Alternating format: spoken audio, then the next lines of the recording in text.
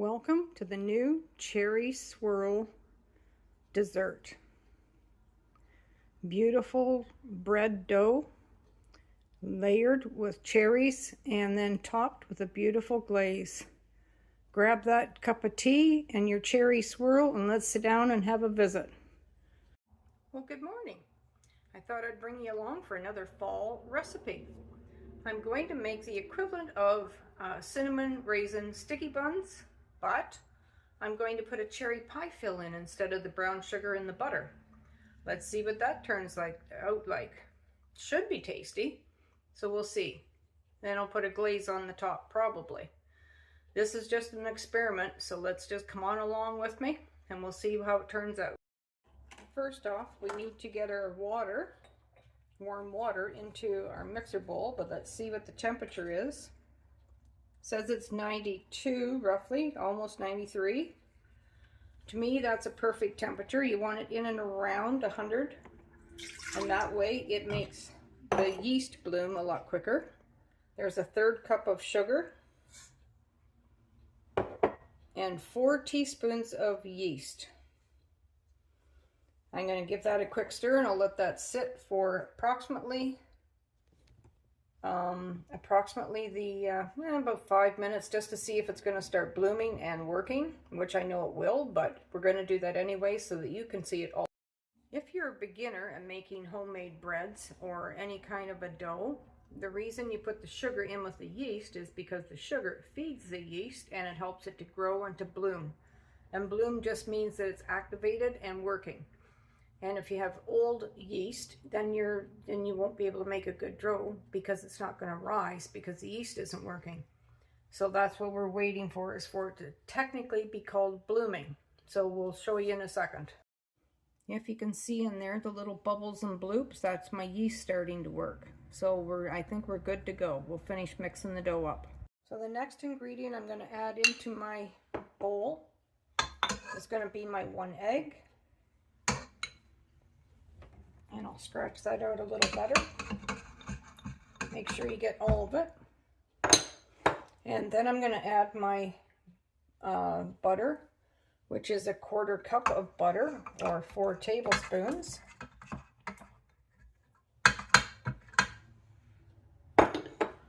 And we'll mix that up slightly, and then we'll add some of the flour in right now. The whole amount is 3½ cups. I'm going to add probably close to half of it. We'll raise this up and we'll start our mixer.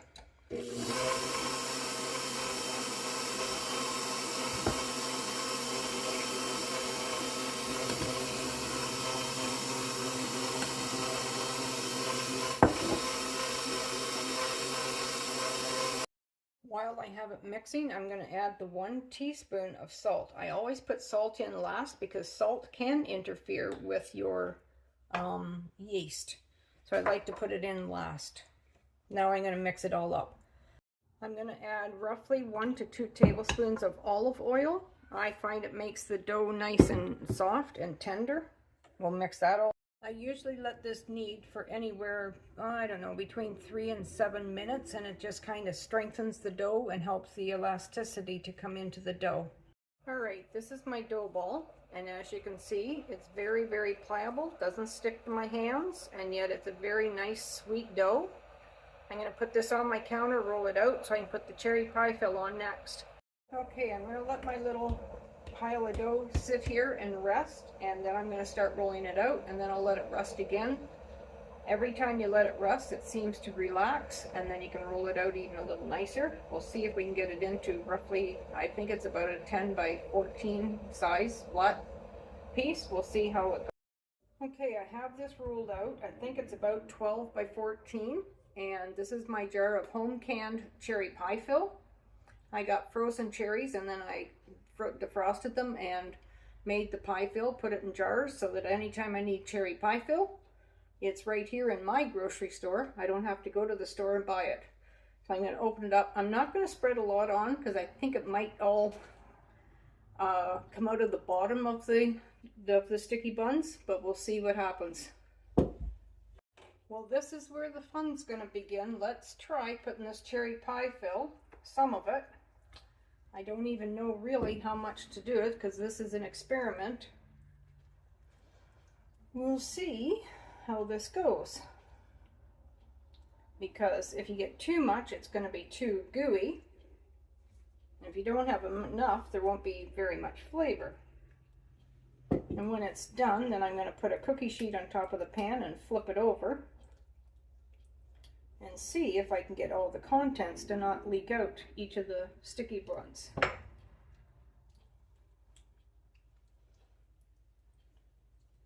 I need to get it out right out to the edge. Maybe a bit more, I don't know. What would you do, folks? This is just an experiment, so what do you think? Now I gotta roll it up and make sure all the cherries don't keep folding ahead. Maybe we'll see. I should be acting like, oh yes, I know exactly what I'm doing, but I don't, because I just said to you, this is an experiment. We're trying this together. If it don't work out, you'll never see the video. So if it works out and the video pops up, you'll know that this worked. Just an experiment, my friends. By the way, if it's the first time coming here, thanks for coming. And if you're returning, boy, thanks for coming back too. Like, share, and subscribe as I try to bring you some more fall treats. Alright, that was about 2 cups of prepared fruit. So if you go to the grocery store, I think the can of cherries that you buy will be the right size to do this. So let's see how this goes.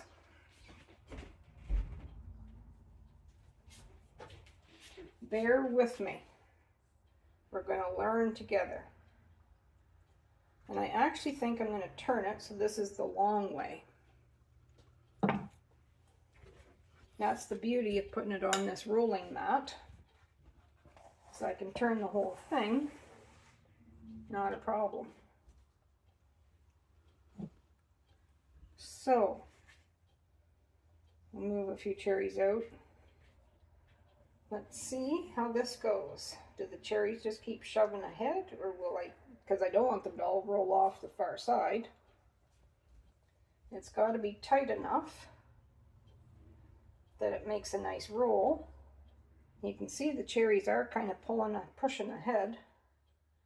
Let me pull that up a little bit and see if we can get this conquered. Just a sec. I think I'm going to conquer. Maybe what I'll do is I'll roll this end up. Maybe that's what I'll do. Perfect. Seal that up. Now we'll get a nice sharp knife. We'll slice it, see if I can put it in my pan. Alright, I got one in the pan. This knife seems to be working fairly well, but I'm trying to not squeeze the cherries out the other end. Stand them up in there. A few cherries are by the wayside, but I think this is going to work. If you have a proof setting on your oven, then I would say that this is the time to get your oven slightly warmed up, ready to see if you can keep these about a 110 temperature. 90. Oh, this one's getting pretty slimy, and it'll hold together. I think I'll just put the extra cherries up on top. Not sure it's going to make an actual big pan like I've got. I'm hoping it does. Because we're going to let these rise. At least 30 minutes. I'll see what they look like in 30 minutes. I greased my pan. Like I said, we have an experiment here. This will either be an epic fail or your new best treat. That's getting a little slimy and hard to cut through my dough. Just a sec. Alright, let's try this again. I dried my knife up.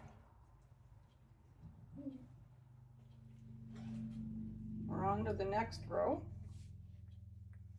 I'll bring you back when the pan is filled, but that's actually very close. But anyways, they're looking good in the pan.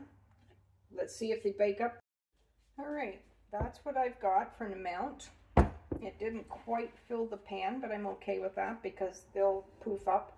They just, if they had a shoulder to shove up on, then they rise up nicer. I'm going to let them sit in my oven. I'm going to put a tea towel over them and put them in my oven and just let them go in on the proof setting for at least 30 minutes. I'd like them to poof up and raise up before I bake. Well, I think these have proofed long enough. I'm heating my oven up to 400 and I'll put them in starting at 400, but I'm going to let my oven heat up first. Well, I just took them out of the oven. They're not browned up quite as much as I thought they would have, but I think the cherries, the juice on top probably stopped that. It's brown over here. They're well cooked, so I'm going to turn them upside down on a cookie sheet and take them out of the pan, hopefully. The moment of truth. I think they're stuck. Did they come out? Yeah. Well, look at that. They did come out okay. Now, as you can see, they are brown and they are cooked. But now I want to put an icing sugar glaze on them, and we'll see what they taste like. I decided, in my infinite wisdom, to turn them back the way I had them, because I like the looks of them better. And now they're on a cooling rack, and after they've cooled down a bit, I'll take them off and put them onto the cooling rack, because if they sit on the parchment paper, they will get all moisture and yucky and gooey. So I think that's the nicer way. I'll be back after I get icing ready. So I took about 1/4 to 1/3 of a cup of icing sugar, put in like 1/4 teaspoon of vanilla, and then a little bit of water so I can get it so it'll just drizzle. And we'll just add that little bit of a glaze to jazz them up, just that little bit extra, and then we'll try one. So for an experiment, how did that turn out? All right, let's pull one apart. And put that on our plate, and we'll have a little test try. Alrighty, now for the taste test. Let's see what this tastes like for our new creation. What do we even call it? Cherry roll-up? I don't know. Cinnamon bun cherry? Cherry flavored cinnamon bun? No? I don't know. Leave it in the comments.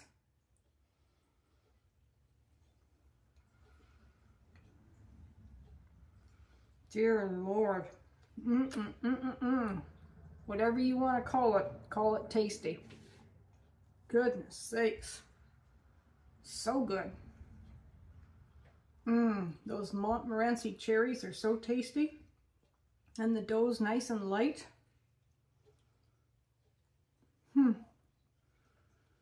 Boy, oh boy, that's going to make my cup of tea just go down real nice and smooth. Thanks for watching.